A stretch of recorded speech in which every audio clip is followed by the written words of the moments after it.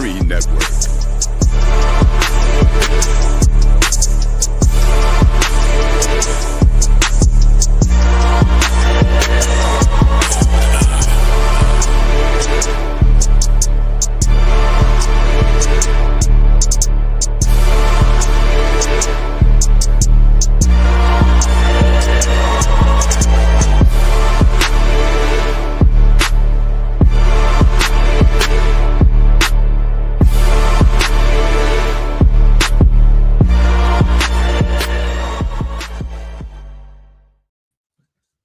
Well.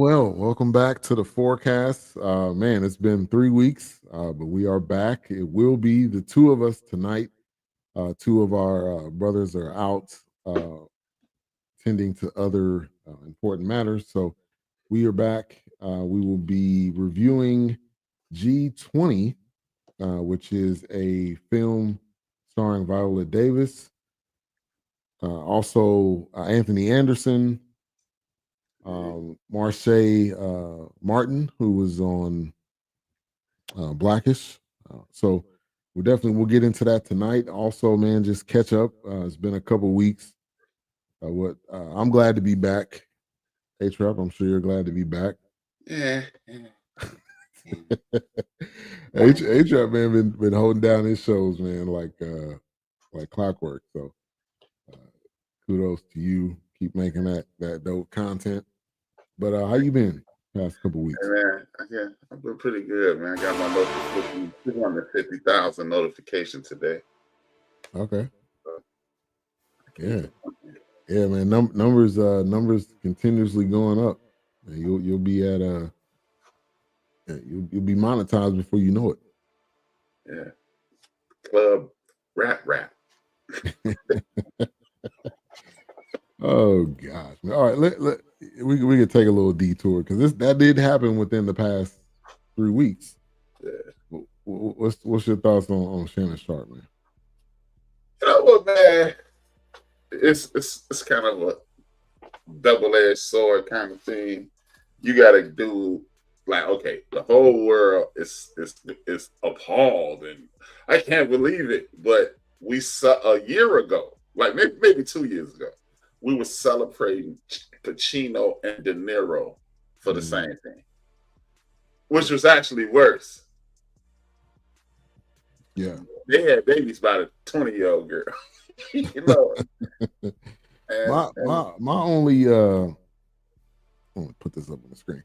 My only issue is not that he's dating younger women. My issue is his selections, who he's choosing, because his just the drama, man. You got to be tired of this, man. The dude is pushing 50 or may already be 50, right? Shannon Sharp older than me. I mean, like at some point, if I was him, and this is just me, if I was him, I would find somebody to settle down with that could cook you a good meal, that'll take care of you. He's 56, actually. Yeah. That'll give you what you need, if you know what I'm saying. But these youngsters, man, like you got the money and you got everything to be able to handle it, but you gotta be careful who you're dealing with. I think that's my biggest issue with him. But it's kind of, it's a unique situation, just to say the least. It's a unique situation. I agree with that. Because are we mad at him because of what he did, or are we mad at him because he got caught? Because Shannon Sharp does not stand alone in the arena that he's in, the pool of water, the pool of mud that he's standing in right now. Yeah. I mean, let's just be honest. When you are a man of a certain stature, you ain't chasing no 30-year-old. A woman your age, right? Yeah, you ain't. I agree with you there. So I mean, if it was my daughter, I would be trying to shoot him. But that's yeah, if it was his daughter, because he got daughters too. I mean, he would.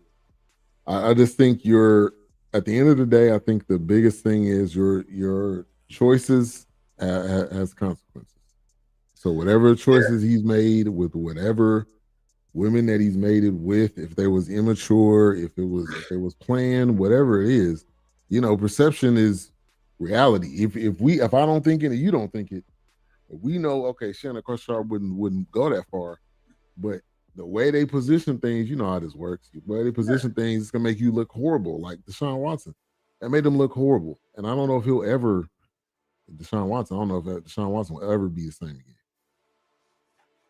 Hey man, he just got married, so it ain't don't seem to be bothering him. Hey man, you give me $260 million guaranteed to the National Football League. I'm good. I'm good, man. We about to build the empire. Go to Canada and play football, man. Hey, the CFL will probably sign him too. Yeah, man. I got my thoughts on it, but then you know what, man? And then the conspiracy brother in me, his head came up, and I was like, "Did Shannon Sharp really just want to get away from Stephen A. and let this come out?" Because the viewership on Club Shay Shay and the viewership on Nightcap hasn't dipped one iota. Not one bit. I mean, he's still doing. He's still doing the show like nothing. I mean, which I would do the same thing. I mean, like, this is your show. This is your platform. You're not on anybody else's network. This is your thing. So continue to do your thing. I don't think there's nothing wrong with that. Yeah, because look at it this way. They fired me off ESPN. Okay. Okay. Yeah, and I got 1 million subscribers on YouTube. That would literally be like me arguing with my management team at work. Man, y'all need to give me a raise. I just got 1 million subscribers. If I got 1 million subscribers, I'm a text Stan. Hey, I ain't coming in never again. I ain't even. I ain't coming home ever again. Tell the kids I said bye. Right. Keep that love vacation time y'all got. Yeah. But also when you look at the whole thing with him being on Instagram Live, I think that was a marketing thing. Because he was selling that whatever that stuff was called. No, he started selling the ED pills the day after. Yeah. That was a gain. That was a marketing. That's why that's why I'm looking at this situation sideways. Like, is this really just to get away from Coon and A? Could be. Now I think you could go about it a better way than this, but people got their ways of how they get out. Because it ain't no question now. Yeah. And that's just a conspiracy brother in me. But hey, man, it's a bunch of these cats out here, man, chasing it. When these cats be at these clubs, they not, oh man, hey, what's up, girl? You 35. How you doing? 42, how you doing? Nah. And then the man, he's freaking nasty, man. I mean, and I don't got no problem with that, man. What you do on your own in your bedroom is your business. I ain't got no problem with that. I just think depending on who you pick, man. Depending on who you pick, some people just not. They're not looking out for your best interest. They're recording phone calls and doing all this stuff. Yeah, because he was like 25,000 a butt cheek, and then I saw a picture of it. She ain't had no butt. So right. It free. It should have been a discount. Right. I mean, maybe that is a discount. Maybe with black girls, it's like 80,000. It should have got it for the Lolo. I mean, that may be Lolo. I'm looking at her butt. That might be Lolo. Get a BBL, it might cost you 75, 80 butt cheek. I don't know. Yeah. Let me get to the chat real quick. Theodore Blue Streak, thank you for tuning in. Appreciate, man, your support. Tuning in on the replays and everything, man. We thank you. We appreciate you. He said, just like Monique told him.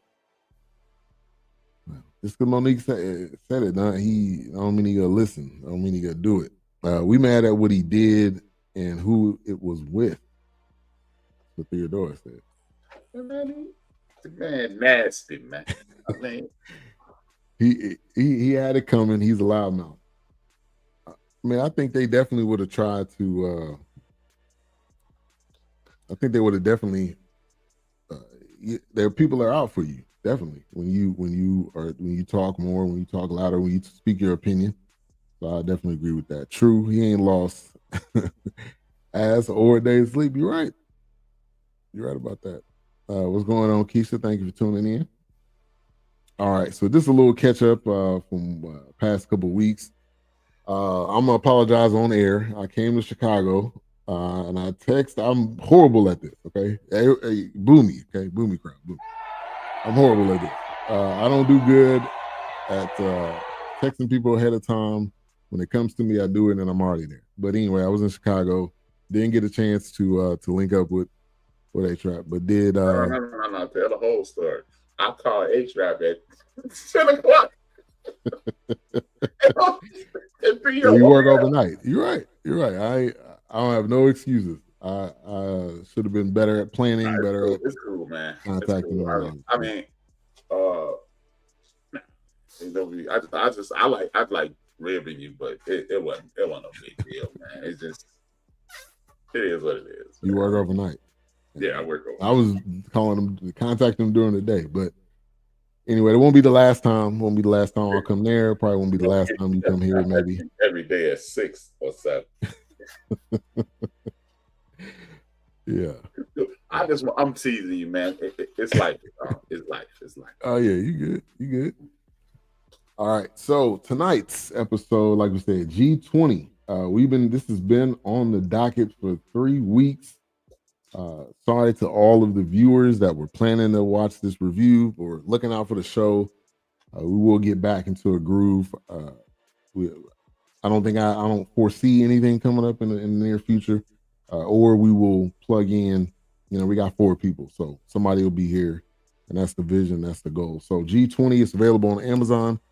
Viola Davis with another. As we get into some initial thoughts, I think this was good. I mean, I think her level of acting and her versatility to me is even bigger with this type of film. And even she did the film Women. What was that? It was like Women King. Women King. She did that too, which was definitely it was an action film. So she's got range. Well, give me your initial thoughts on G20. G20 surprised me. What they did with this was take a atypical story and flip it on its head. And I really appreciate it. Like you said, she did a great job. You thinking, oh man, I've seen this movie 10,000 times. And it was stereotypical, but it was better than stereotypical. We've seen a million movies like this, but they put different twists and ties in it. They did a great job. I enjoyed it. Yeah. I think they had a quality bad guy. When you think of a bad guy, they got to have a motive. They got to have a reason as to why they're doing what they're doing. And this guy definitely fit the bill. I think he played the bad guy in something else. Wilkes was mentioning it to me. But it was good. I mean, me and Erica watched it. We watched it from beginning to end. She enjoyed it, and she's not really into like these type of films, action films like this. So she enjoyed it. So that's definitely kudos to the filmmaker and Viola Davis, and it was believable. So sometimes you see these type of films and you're like, okay, she's not really doing that. She's not really that type of actor, but she worked extremely hard. I think it was on the Women King where she got extremely fit. I mean, she was doing combat and everything, so that kind of bleeded off into this film. There was some combat, there was some action, and so just a little bit of the backstory. She was a war hero that became president, and they're going to a G20 summit. It's in the title of the film, and during the film, everybody's there, so you can imagine if that was in today's time, what better way to get rid of or to turn the direction of the country or the nation really, or the world. What better way to do that when you got all the leaders in one place? So you can kind of imagine where the film's going. It was, you knew what the storyline was going to be, but it did give you, like A-Trap said, some turns and twists Anthony Anderson playing the husband of Viola Davis in this, which was it was good. He was good. He didn't. It wasn't. This wasn't funny. Now, I did have some funny moments, but this wasn't. He wasn't being blackish Anthony Anderson. So I appreciate him in this film as well. And then his daughter that was played also on Blackish, which her stock is rising even more. So I guess she didn't come home when she was supposed to. Right. That's the part they left out the movie. Right. Right. What's up, D? Great. Appreciate you for tuning in. All right. So again, G20, it's available on Amazon. I would definitely suggest you check it out. It's worth it. I think this is a movie that we support because of who she is and what she's brought to the game. So it kind of starts off with it. It was kind of started off kind of Disney movie like, when they're like, "Oh, it's a very serious situation. What's going on?" And basically, her daughter got out of the house. But you can only imagine if you're the president. Like in today's time, we almost had this situation. If this was the president, her daughter runs away. She's black. It's going to be all over the news. It's going to be everywhere. And so I think from that perspective, that was realistic because Kamala Harris could have been president. So this wasn't too far-fetched. This wasn't like, oh, you don't think this can happen? But yeah, she ran away and then she comes back and Secret Service and everybody's kind of on pins and needles and everybody's upset. And so talk about the opening of the film. Was that Disney-esque?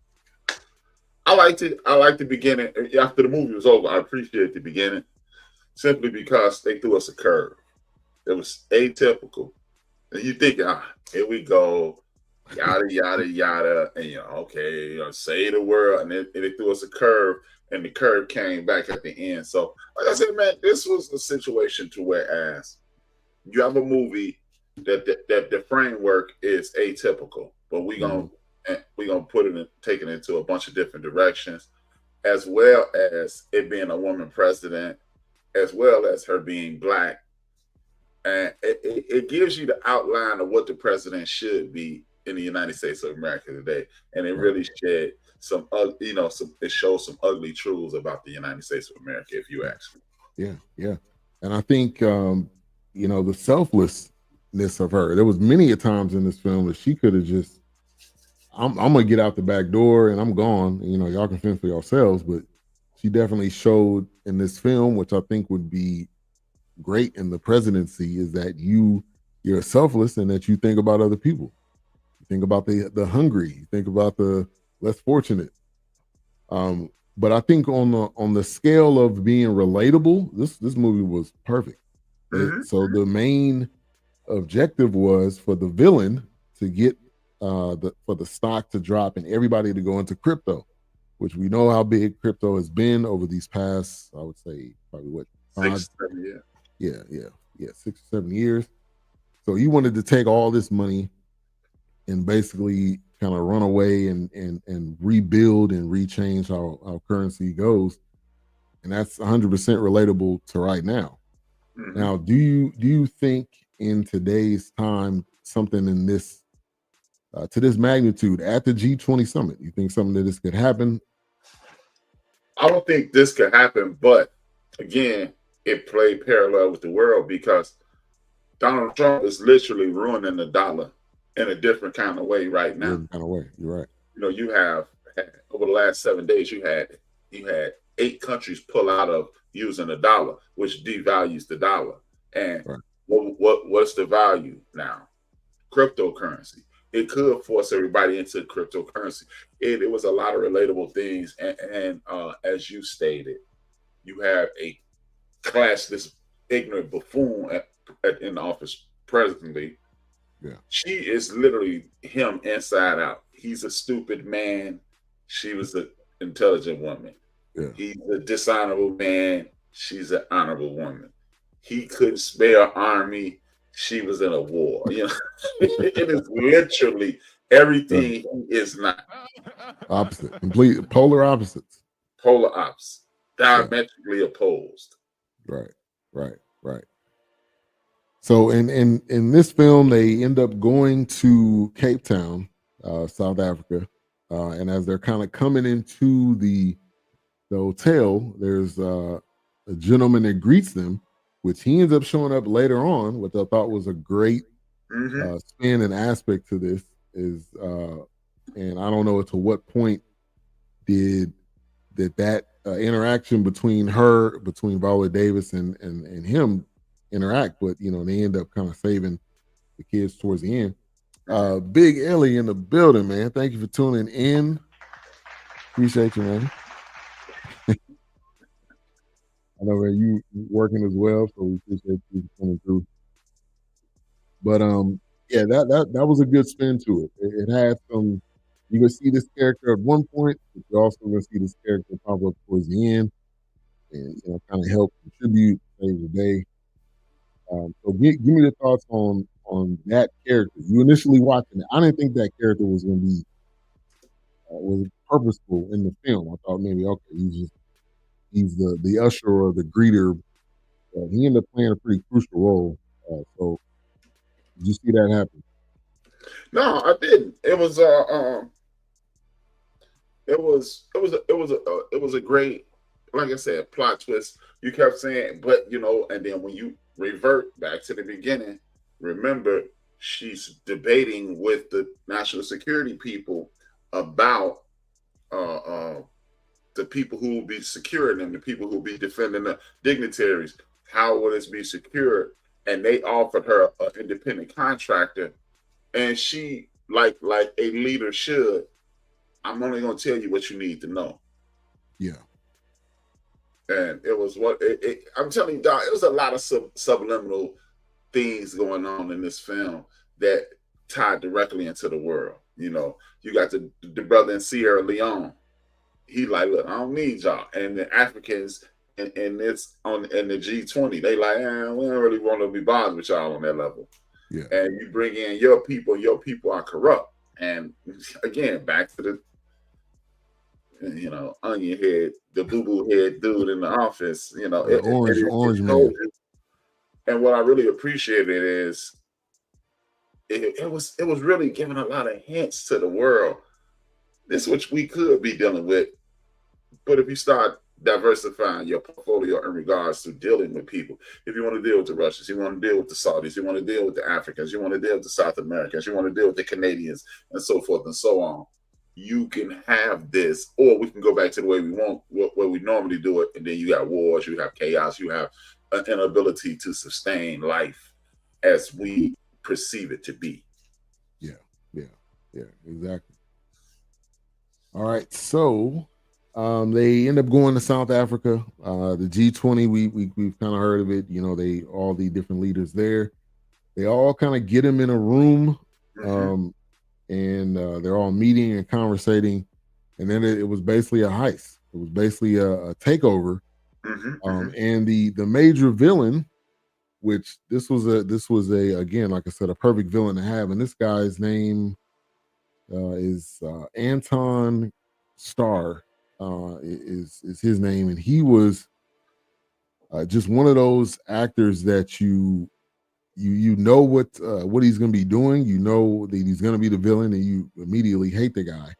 But he's also in The Boys, which is more of like a comedy, like satire superhero type thing. So he's got some diversity too. But he ends up working on the security team, and so he's already he's already got the back door into all her whereabouts, what's going to be happening, all the things that you need. So that was a definitely a major part of the film, because seeing him, you knew, okay, this is about to go south sooner or later, which it ends up doing that. It ends up taking it over, which there's so many similarities to this type of. We've seen this in so many different films. We've seen this in something that we reviewed, Fight Night, which was more like comedy than it was, but it was still, serious moment. Get all the people in one room, have somebody watch them, and then you can, kind of master the takeover of everything. And I mean, it was a smart way to go about it, because again, you got all the leaders. AI played a part in this because they were given their speech of what they were saying, which was kind of random words, but they were able to AI and change it. Which, like, side note, man, AI is uh it's just like the internet, really. I want to get your thoughts on this too, because it could be used for bad, obviously, but it's Yeah, also a good tool. You look at Chat GPT and what you're able to do with that and the capabilities of it. But in this film, you could see that this was used to convince uh the the world that their leaders were telling them, take your money out and do this. And you know what? I really appreciated it, and I appreciated the fact that they showed you, instead of being like I said, instead of being preachy throughout a movie, waving your finger at your spectators, you showed the world, hey, Yeah. if you don't watch out, if you don't stop being technology dependent, this could happen. You could bankrupt yourself. And again, I was looking at with my conspiracy eye. They were like inverting Mansa Musa. It was the inversion of Mansa Musa. Remember, Mansa Musa went around and just gave away money and destabilized the economy of the world. Yeah. These dudes come together to help people, and then they're going to destabilize the economy of the world, but for the wicked, not for the good. Right. And so, and one major part in this as well is, before they end up going to the G20, Viola Davis, again, which is the president in the film, she says, I'm going to we're going to introduce this plan to help eliminate world hunger. So she was looking out for good going to the G20, and then they end up turning around into something completely different, which later on in the film, at the very end, it talked about that. But I mean, that's every city that you go to, every major city, there is homelessness. There was people that are hungry. There are families that are hungry. There are kids that are hungry. So this is a global problem that it's not really an easy fix. It's not like you could just turn the switch on and off. I think there's plans in place that, an easy fix. I don't think feeding and housing people is a difficult fix. It's just, what are you spending your money? It's the resources to put towards it to do it. Yeah, I mean, okay. For example, just here in the United States of America, you want to tell me this is the most powerful country in the world? You want to tell me that we got all the answers? We the end all be all, right? Right. There are allies that the United States have throughout the like 170 independent countries throughout the 270 independent countries throughout the world. Okay, developed countries is only like 45, 50, right? Are you telling me the United States of America needs an army 27 times larger than Britain? Because that's what you have. For every bullet that you have in America, it's 27. I mean, for every gun that they have, for every bullet there, it's 27 of them. Yeah. It's taking down to 14. And you talking about $1 trillion budget on defense. Take it down to $500 million. I mean, $500 billion. And you use the rest of the money to build up some of these warehouses and factories that they're no longer using. You're employing people. You're employing people, one. You give people trade, two. And number three, and most importantly, you take people off the street and feed them. Easy fix, man. But no one wants to do that. Everybody want to walk around I'm not a berry. Nah. Yeah. Easy. And I think when it comes to the kids, I think there are, and we've talked about it numerous times, the Black Panther Party and how they introduced the free breakfast program, and I mean even free lunch. I mean there's those opportunities over there, but also there's schools that during the Christmas, Thanksgiving, and during those different breaks, they have the opportunity for kids to pick up food, to take home with them, to give them snacks and things of that nature. But it's It's just the planning and the putting it into action, which it's not important. It's not an important thing unless it happens to them, and then it becomes important. There it is. Who is it important to? Do working class people count in this country? No, they don't. No. This helped. I was having a conversation with my supervisor last night. Ironically, we were talking about free healthcare, and he continued to mention what wasn't good about free healthcare. I was like, at the end of the day, if I lived 200 miles to the north, 300 miles to the north, which is Detroit, I'm living across the street from people. Like, if I'm in Detroit and I get a severe illness and get sick, I could die. Over one bridge from Detroit. I'm talking about not 5 miles away. I can see Canada. If I get sick over there, I'm gonna be okay. Yeah. And you want to say you're the most developed country in the world? Nah, you're the greatest capitalist in the world. Capitalists capitalize. Who you capitalize off? The working class. Yeah. And I think that's just the propaganda. That's just the narrative that we continue to say. Like, we're the biggest, we're the best, but when you the lowest, like that saying, if the lowest person on the team or the lowest person that you see, if they're struggling, then that's equal to the entire as a whole, the country as a whole. And we don't think about that. But that's just what we say. It's just a bad saying that we just continue to say. And a lot of us haven't even been around the world to know what other countries are even like. A lot of us ain't been out of the state of Illinois, man. Yeah. Some of us ain't been out of Cook County, Chicago. I'm just saying, man. I have friends who've never. Dude named Joseph Staples, man. I'll never forget this in my life. We were both adult men. I had my mother's car at this time. I'm in the street, doing something probably I wasn't supposed to do. My mother sent a message to my grandmother. Tell Brian to bring my car. So, all right, cool. I don't even remember how I was going to get back, but anyway. So Joseph was like, hey, man, what you about to do, B? I said, man, I got to get my mom a car. He said, oh, your mother live on the north side. I said, yeah. He said, hey, man, can I ride with you? I was like, I'm thinking, what are you going to ride up there for? And he was like, I've never been to the north side. And I was like, wow. I'm like, what? And my whole thing is getting my mother her car back. Yeah.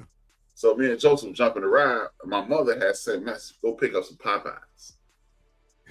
So my mother lived on the far north side, literally across the street from Evanston. Mm-hmm.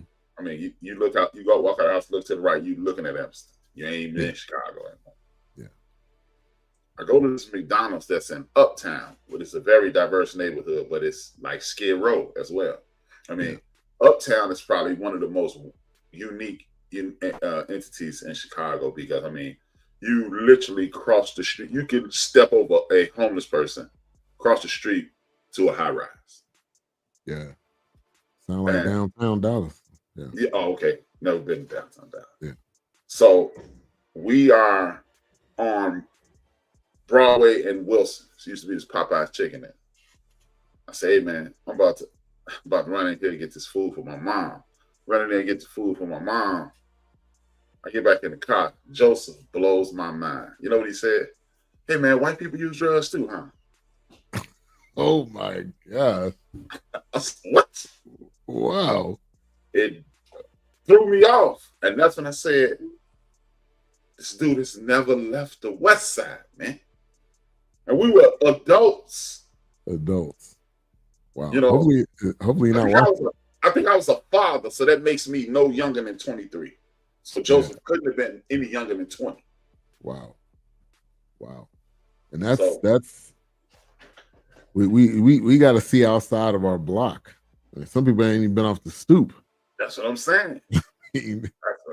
Joseph was, but luckily Joseph lives in Minnesota now. Yeah. He definitely got off the block. Yeah, he got off the block. Yeah, he lives in Minnesota right now. But, man, it blew my mind when he said, man, white people use drugs. I was like, what? Yeah, at a higher rate than we do. Really, when you think about it, they can buy it in larger amounts. Yeah, share it at parties. I mean, man, this first time I bought cocaine. White guy, a white guy. Want something? Nah, I'm cool. I'm cool. Wow, man. Yeah, and that's. I mean, how many other stories are like that? How many other people are like that at adult age, even at 40? Yeah, I mean, yeah. We definitely got to do our best to. Doc says this all the time, to travel outside of the country, travel outside of your state. Start just traveling outside of your state. I mean, road trips, man. We go on road trips all the time. We drive. We probably been each direction of Texas because it's like 6 hours one way, 6 hours or 8 hours. I mean, you could. That's a whole. You could plan a whole year just by taking a weekend. The Texas kick, yeah. And then one thing I realized, being in Chicago, Indiana is not that far. Mm-mm. In my head, I thought it was where you were. Hours. Yeah. There were people staying in Indiana, Indiana. like 20 minutes from where you were. Yeah. Did go to Harold's. I don't know if I told you that or not. But I was busy giving you a hard time. Yeah, Harold's was good. Okay. Well, you could have had Uncle Remus with potato. Yeah. You might not be ready to take the west side. Hey, you done gone to the west side, you just saw, whoa, we need to go back to Harold. You go back. But yeah, man, and I think that's the greatness of the inner city, as people say, or the hood, as people say, or wherever you grew up at. There's different pockets and different areas. Like I mentioned, downtown Dallas, you got a 40-story building next to a house that's tore down, next to somebody that's like sleeping on the street. I mean, it's crazy. Right next to a Greyhound station. Like, hey man, downtown Chicago has never been bad.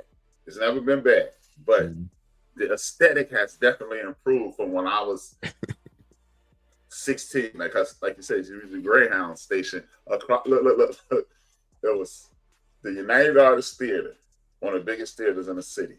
Oh yeah. The Daily Center, County Court, or what? You go to court.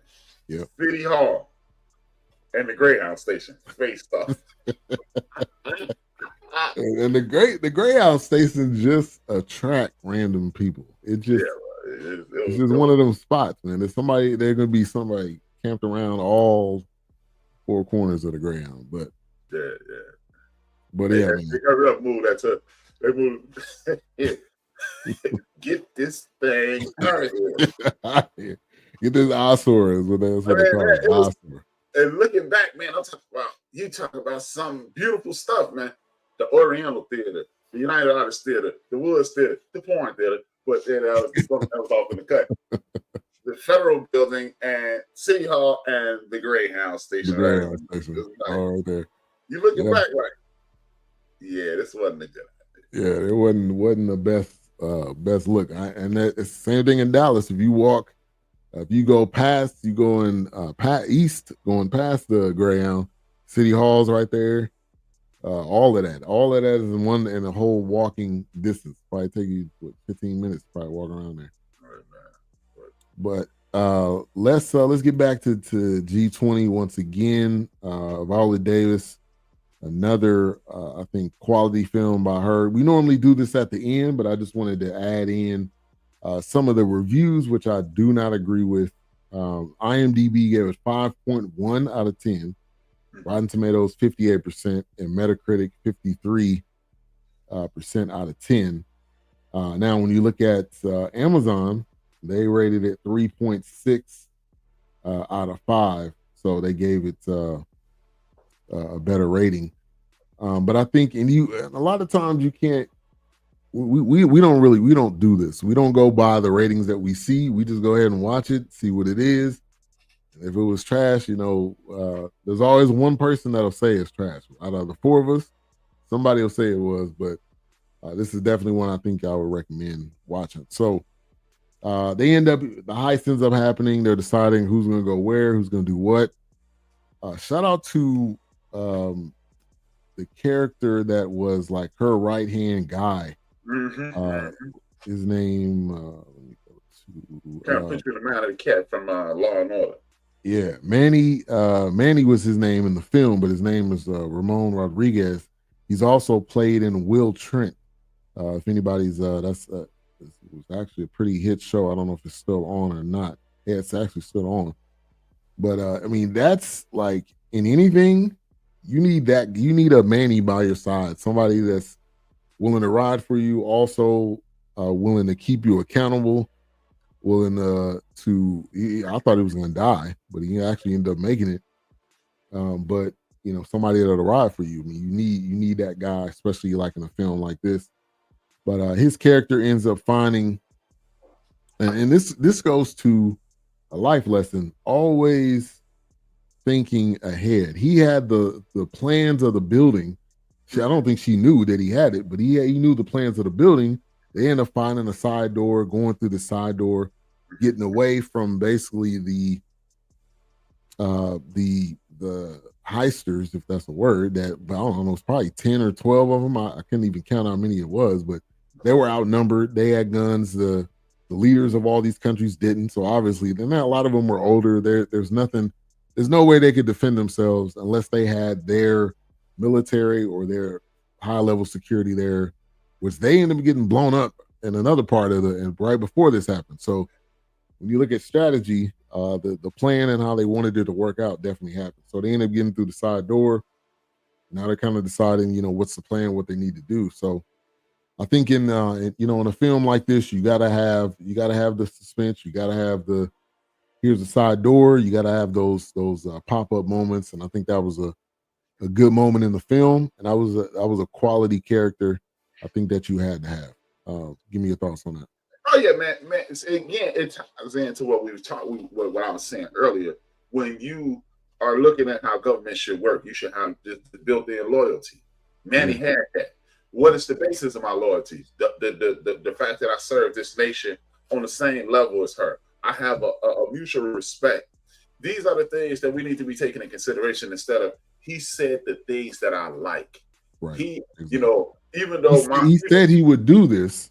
Yeah. Then he did something different. Exactly. This is how government should work. Most people in elected officials positions are traditionally, in a lot of cases, were former military. Yeah. So they are willing to. They have displayed the want, need, and capability of dying for this. So you won't betray this because this is what you put your life on the line for.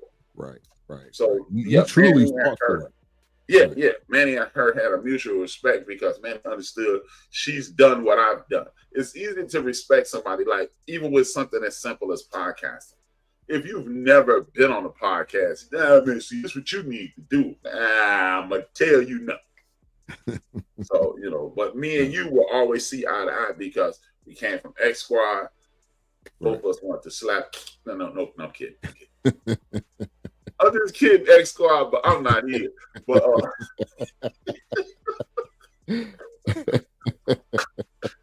but we can't, like the kids say, we started, we got it from the mud. Me and you used to do an hour back to back. I would support your program, you would support mine. And then we both walked away, we connected, we exchanged information, we got to stay in contact, and it has grown into a brotherhood. So it's easier to do this with somebody who understands. Man, I gotta watch every sporting event. I gotta keep an eye on it because that's when both of us were doing sports. So we didn't necessarily have to agree, but we knew the energy and the effort it took. Like you, I was doing my own thing, man, and you were taking time out your lunch to do your episode. Yeah. It was like, man, this dude is grinding. So yeah, that's what my man, he understood, man. Putting your life on the line for this country is mundane. Right. And that's true loyalty, because when the loyalty right now is just blind loyalty, nobody's holding anybody accountable. That's not loyalty. That's I'm paying you to do something, or I'm a favor for a favor, and I'm gonna give you something later on for you to blindly be loyal to me, even though you know deep down that that's not you in your conscience, in your heart, you know that's not the right thing to do. So he would have died for her because she would have did the same thing for him, which I think is the level of loyalty that they definitely showed. And he knew also that she had some integrity. He knew that, like, whatever she's doing, I can get behind it because I know it's on the up and up, and it's not some type of sleight of hand that she's trying to do. So, because, you know, in all films, in all situations like this, somebody's got to be the person that rats everybody out, which was her other partner, was the female, which you didn't actually find out till later on. But I didn't think it was her. They trust these women, man. They trust these white women. Yeah. It's big boy. But I didn't think it was her. I thought maybe it was the other guy who ended up.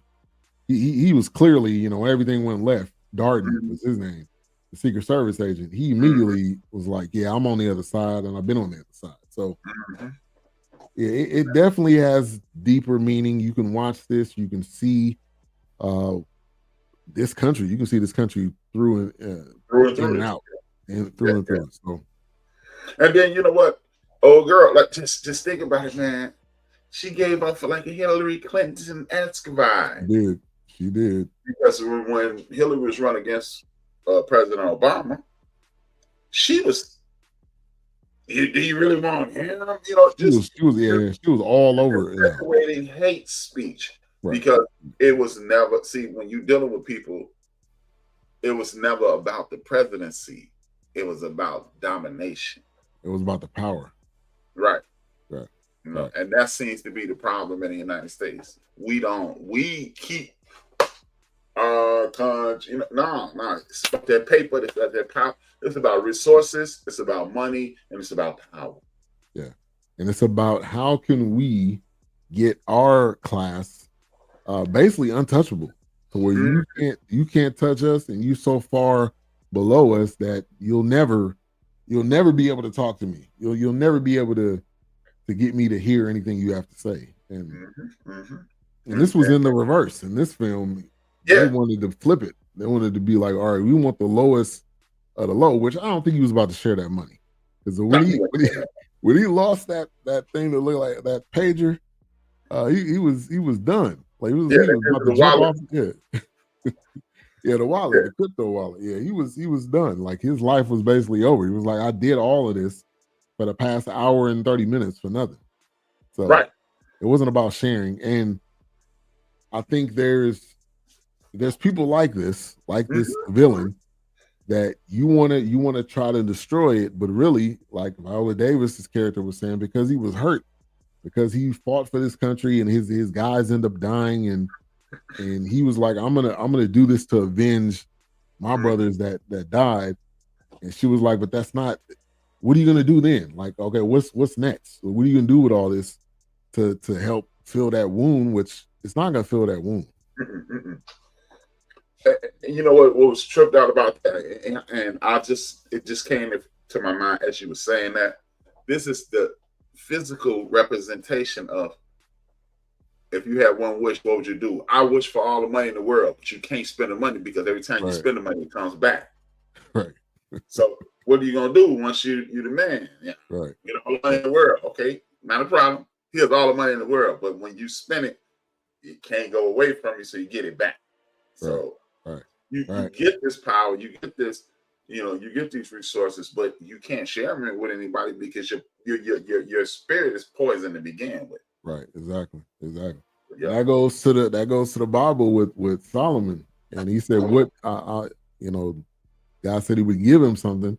And he said, "What did He want?" And he said, "Wisdom," which wisdom can allow you to, which he was the richest man during that time, and wisdom can give you an opportunity to make money, can give you an opportunity to have different different levels of success, which is what he had. So, but I think our mind, sometimes our mind does immediately goes to money because we think that can solve some problems. I ain't gonna lie, that can't solve. I can't solve all the problems.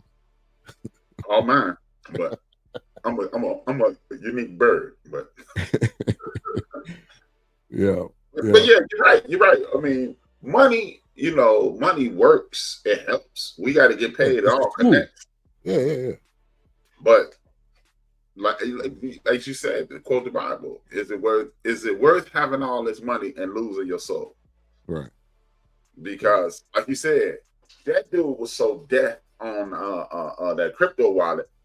He would have killed everybody in his crew because you saw how he just said he annexed the whole deal. Look, they can come up in here. That's about it, Right. He went. He was going to plan C and D. He was like, all right, everybody out, everybody dead, and as long as I get this wallet, I'm gonna share it with y'all. And what's up, Shaka in the building? Thank you for tuning in. He said, "Love of money is the root of all evil." Yeah, man, that's the first not time the I've actual heard money. that correctly. That's the first time I've ever heard somebody say that correctly. The love. People say the love of money, or they say money. They just say money is the root of all evil. Exactly. Not the money, because money is a tool. Money is something that you need for your day to day, week to week, year to year. And that was this dude's demise. Like he was willing to die for that money that he never actually got. Which, we never actually, a lot of us never actually get that number or that money or that we want. All right, so Viola Davis ends up kind of being on her own at one point. We can fast forward a little bit. She ends up saying, "Look, you guys go ahead and go. They're coming for me. They want me. They don't want you guys." And Manny was like, "Nah." And Manny was literally about to die.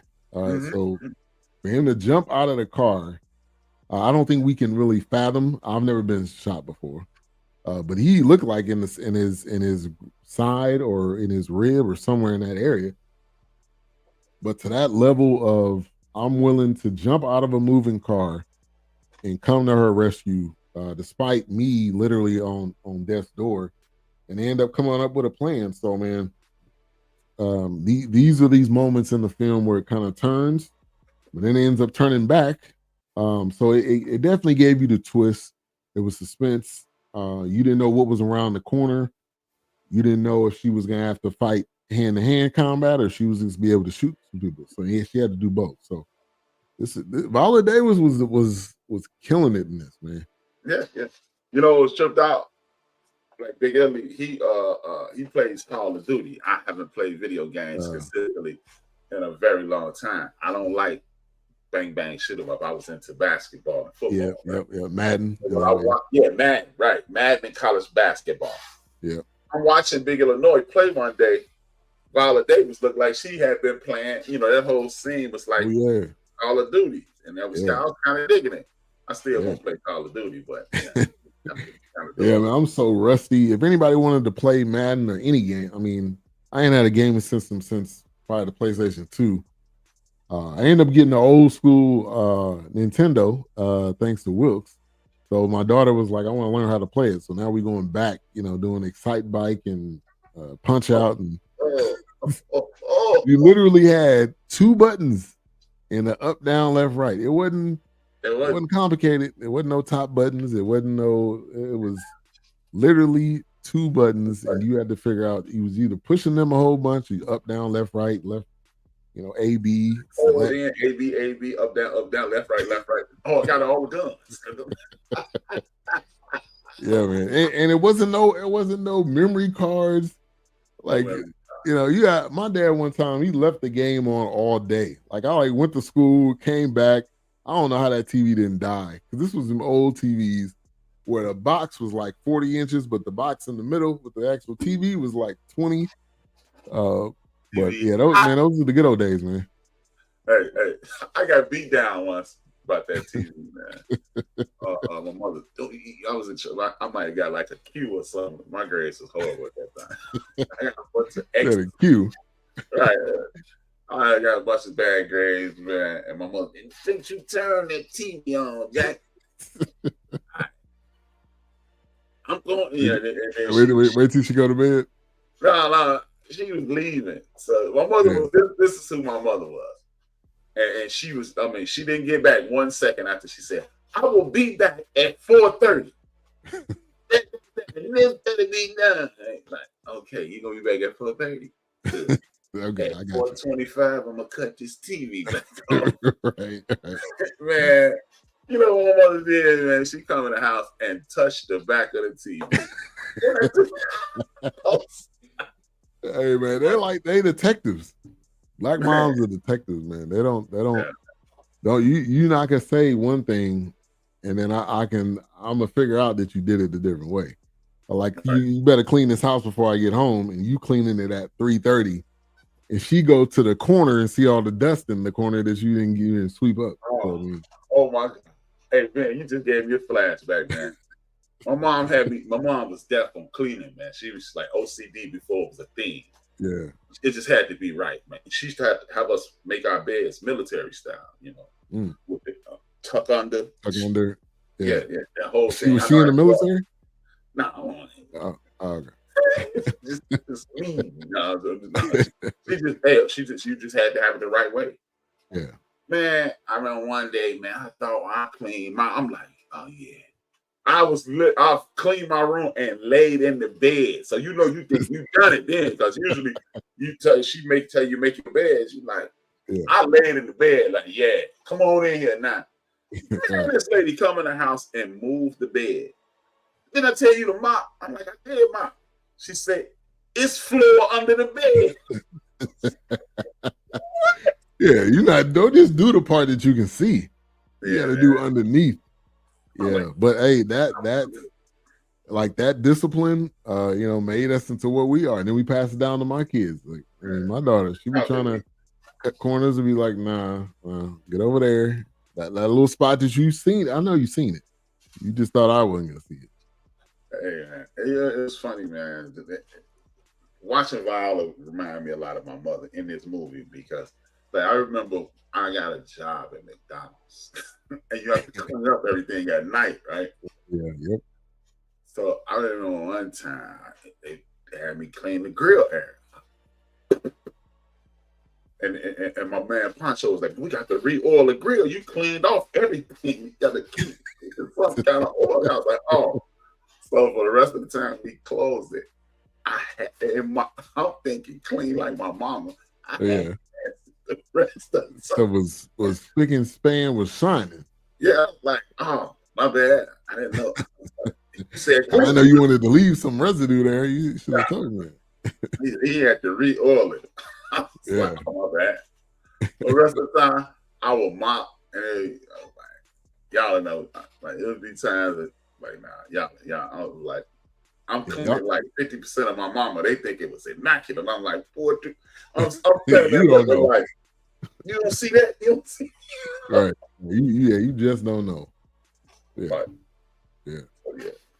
But to your point, Viola, with her kids, she was definitely hard on them. But when you go through a crisis like this, she also was, she was getting ready to write notes. She was writing notes like, I love you, tell my daughter this, tell him that. And it was definitely a touching moment, but I can only imagine the different presidents throughout the years, what situations they were in that we don't even know of, where it could have been all over for him. And now you gotta forewarn your relatives, like, hey, if something happens, this is what I need you to do.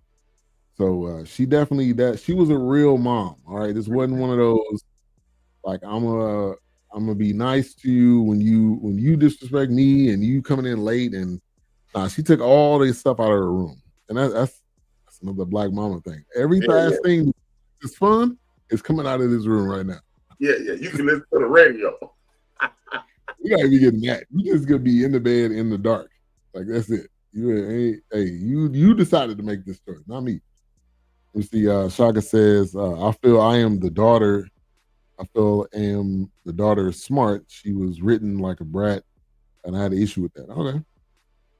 Yeah, I hear you. I hear you on that. And I think that was she. I don't care if your mama the president of the world. That little girl wouldn't have been with no black mama being the president. She'd got beat. She'd sent that. She'd have needed Secret Service. right. Right. I always shock her. Like, hey, you out here getting surrounded with your mama? Shoot her. Don't hurt her though. This Grazer, yeah. But yeah, there was definitely, and that's how they started the film off, which was kind of setting the tone of her character. Like she was basically bad. Like this was the bad daughter, and then they had the son that was more of the like I don't do that kind of stuff, which that was kind of cliche. You know, you when you have two kids in a film, especially like this, I think you're gonna have one that's good, one that's bad. To have a dynamic there. All right, but what we're going to do right now, we're going to take a quick break.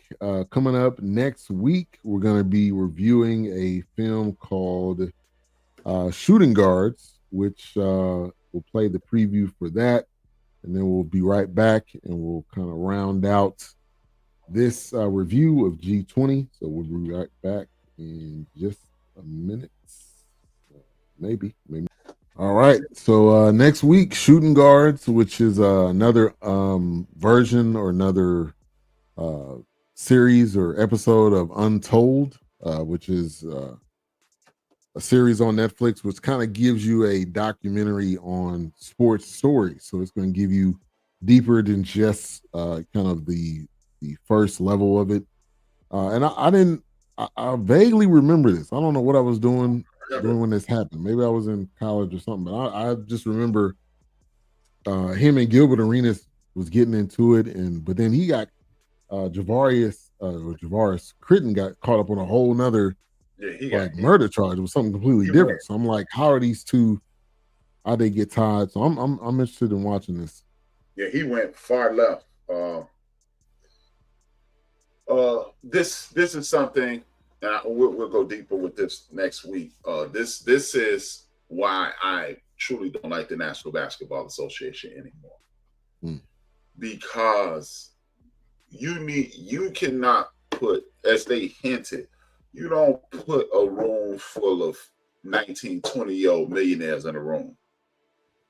People love to criticize those young men. If I would have had the opportunity, ... Yeah, I would have never ... Right. And nah, man, you need guidance. I mean, man, I think back when I was 19 years old, I was 30% retired, man. I'm only like 25 now, but that 5 helps. I mean, I remember doing that. I don't know. Dumb stuff, man. I agree with you. I've told the story on here before, like me, Big Illinois, and our homeboy Draz. We would have summer jobs, man. It's just to show you how, when you're young, you're just not thinking at all. You're just doing. Yeah. I remember standing in front of 1442 North Sedgwick where me and Big Illinois stayed. Draz lived around the corner. Draz walk up. We had some jobs. We got paid. Now that money is on fire in our pocket. We got to spend. Burning. It's hurting us. It's in our pocket. And we go, hey man, I don't know which one of us said it, but we standing there and we go, hey man, let's go. This is a restaurant in the neighborhood. Everybody ate it. Hey man, let's go to Sammy's. Before they start shooting. So wait a minute. It's literally a restaurant called Jerry's, 100 feet away from us. But we're going to walk Schiller, Evergreen, Gerther, Division, Sedgwick, Orleans, Franklin to Sammy's. Yeah. Meanwhile, to our right, it's Cabrini Green, where they shoot at you as you go to Sammy's. Right. But let's go before they start shooting. That's what we thought. Yeah. That made sense to us. Yeah. Nah, I hear you. And that was one time me and two of my close friends, we went to a Warriors game. Mm-hmm. And so we were gonna basically catch the train, which is called the BART. We ended up going on the wrong train and end up being in like West Oakland. And we end up walking from West Oakland all the way to Emeryville, which is really, and this had to been like 10 o'clock. I don't know how my parents didn't lose their mind. This was before cell phones. So we ain't had no cell phone. Parents didn't know where we were. And that walk was probably had to been an hour to 2 hours. And we thought that was a good idea. Like West Oakland is not always the best neighborhoods.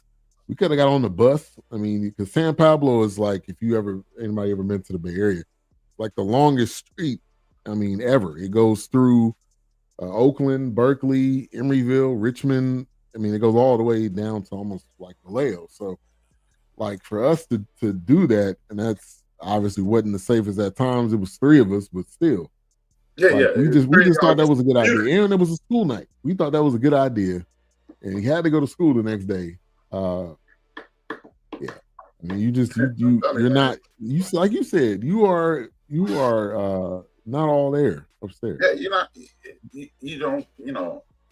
Like since you said that, me and Big Lloyd worked downtown Chicago. We used to date two buddies, Sam and Court, and we used to go from downtown Chicago to a part of town called the Low End. The city don't call it the Low End. The natives call it the Low End. Yeah. On the train, and we would walk from 35th Street to 43rd Street in the Low End. It ain't a person that's listening to this in Chicago saying, "Are you crazy? You crazy? You lost your mind." Looking back, hey, bro, every time I cross 35th, I go, man, I used to walk through. We was tripping, man. And like, if you had to be somewhere, we didn't have cars. I mean, you just walked. You caught the bus, and then you walked. I mean, bus to a point and walked. Exactly. Like your parents was like, all right, I mean, I'm at work, so you got to figure out a way how to get there. You just figured it out. Now, like, based on how the cities are set up, there's no bus. There is a bus. You gotta get a ride to like a train station to then get to a bus. So times are definitely different. And that's why people kill me, man. Chicago and got crazy. What? Chicago been crazy. That's probably outsiders thing. Yeah, it's definitely outsiders, man. Like, man, no, there be some natives talking that foolishness, man. Like, man, I don't know, man. These kids crazy. Crazy than what? Crazy than we were. For a Steelers jacket. Hey, like, if you running behind, I had the wheels back in the day, but I'm laughing because I know they're not gonna catch me. But because the dude walked past me and said the wrong game. I had the wrong game colors on. Yeah. And when he said it, I was like, turned on the jet, and then I'm like, y'all not gonna catch me. And but then again, what's the saying? What's saying? Tyreek Hill wasn't in their game. Well, I had so much distance. I'm laughing. And I just went up to the train, and literally, as I'm going to the train, I'm taking off the jacket, folding it up, and sat on it, and just held my breath. And these dudes came up with knives and sticks. They said, "You seen dude in the Steeler coat?" I was like, and then I waited for the train to come, and as I saw the train doors closed, I just leaped up and jumped on the train, rolled on the train, pulled up the jacket, and then look, this is the stupidest thing. Threw up the gang sign that they thought.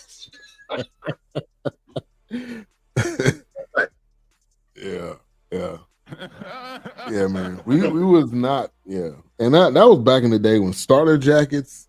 You was getting robbed for a starter jacket, for some Jordans, for whatever.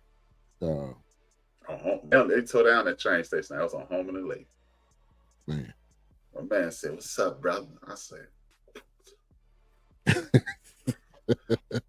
He was gone. But before he said anything else, he was gone. I already knew because Yeah. What's up, brother? I said, I just got wide open, and then I'm laughing. I'm like, "Ooh, they'll never catch me." I was so far. I just sat on that jacket. She seems I'm holding my breath because if I don't, they gonna know it's me. I'm holding my breath. Yeah. Yeah, man.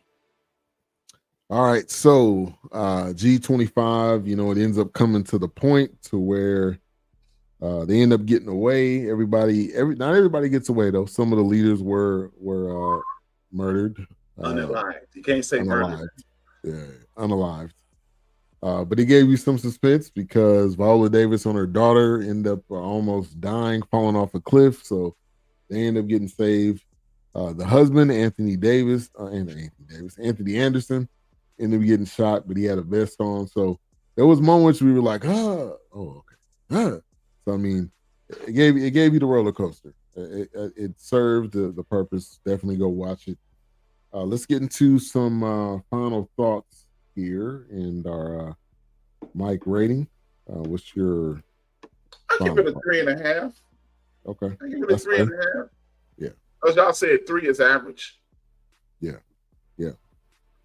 So Let's see. Hey, what's up, Denise? Milk and cookies in the building. How you doing? Good to see you. What's up?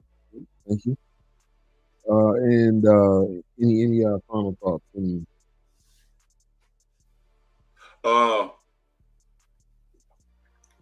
I like 3.5.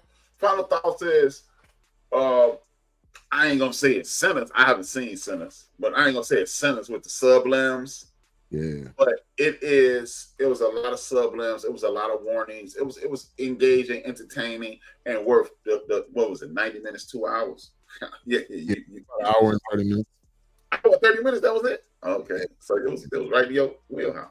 Yeah. That was I mean, from the I think the suspense was definitely took me for the film. But let me see let me make sure. It was it an hour and 30 or 50? It was 108 minutes. So yeah.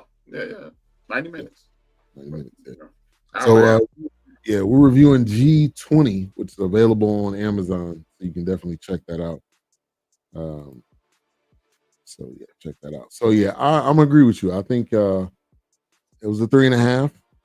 I wouldn't give it above that. I think it did give you kind of knew the ending, but you didn't know how you were going to get to the ending. Mm-hmm. And then the villain was great. I think it was a perfect villain in the film. Viola Davis, she killed it. I mean, she showed again her range, which every film that she comes out with, I mean, she's just showing that different layer of her ability and what she's able to do. So yeah, I would put it at a 3.5. Definitely, like I said, recommend it. I don't agree with the reviews that people have given, but the actual viewer reviews was better. The 3.6 out of 5, which is kind of right where we are. Mm-hmm. And yeah, she definitely showed that she could do anything. At this point, she can do anything. That was a good movie. All right, good. Glad you watched it. All right, so next week we do plan to have the entire crew back. No, that's the week after Whips won't be there. No, that is next week. That is next week, yeah, because he's going out of town to Baltimore. So maybe we'll have 3/4 of us next week. But next week, sauce. I've heard people talk about that. Is that like that mild sauce that? It's like Harold's chicken sauce. Okay, yeah. That level sauce. That sauce is good. I didn't know what to expect. They said you want it on the side or you want it on there. Okay, yeah, go ahead and put it on there. Did you go to the place I told you, Portillo's? The sandwich I told you? I did not. But they do have one here, but I don't think it's the same. We were planning to go. Different water. Timing wise, it just didn't work out. But lake water versus Gulf water. Yeah. Gulf of America. We went there and I had the hot dog, which was good. I think we did get the sandwich, but when you start moving to other states, it kind of kind of peels off the layers of the. Hey man, don't ever say you're a black dude that ate one of those Chicago hot dogs again. Like, hey, your black card in jeopardy now, man. This is your first offense, so you cool, but that's just like people don't eat those. I know black people eat no hot dogs. Well, y'all know. That's just like when you come here, man. Don't tell if you do it. Don't tell nobody. You telling nobody you ain't no deep dish pizza. Deep dish pizza, we don't eat that either. No black people. We don't eat that. Y'all don't eat that. It's like, let me see. It's the tourist attraction, really. Yeah. Y'all like, probably tired of it. No, we don't eat that. We're not tired of it. Brothers don't eat that. Black folks don't eat that. We don't eat no deep dish pizza, man. We don't eat no lasagna pizza, man. That's what that is, man. Lasagna pizza. That is pretty much what it is without the noodles in there. It's pretty much what it is. Yeah, we don't eat that. We agree with you. Viola Davis did her big one in that role. Another one in my DJ Khaled voice. Yeah, she. Don't do it. The last. Yeah, I ain't gonna pull that up. It won't let me delete it though. But anyway, you have to go to the 3 dots and delete it. Yeah, that's on Twitch for some reason. They don't show it. I can try to block them. Yeah, afterwards. But next week, shooting guards. And I thought I didn't know Critton was out of jail, but I think he got released. He was out of jail either because they were talking about like recently. He been a court. Yeah, but I mean, that is about 20 years. Yeah. Now he ended up only doing like 10. I think he got 20, but only ended up doing 10. So hey, Ben, don't throw that word around so loosely when you say follow up with 10. Only 10 independent. Yeah, that's a long time. That's not a lot. Yeah, only 10 minutes is too many. But I'll give y'all a suggestion because Wilkes don't really want to do no more comedy. Ali Sadiq's new My Two Sons, that's pretty good. I'm definitely on him lately. I watched his I think it's called Domino Effect, and it's like a 4-part. Now is this on YouTube? He straight YouTube. You don't go on the platforms. Yeah. I like Ali Sadiq. He represents Houston, Texas very well. He's the best storyteller since Bill Cosby. I'll tell you that. Yeah, I agree with you. And he just sitting down in the chair.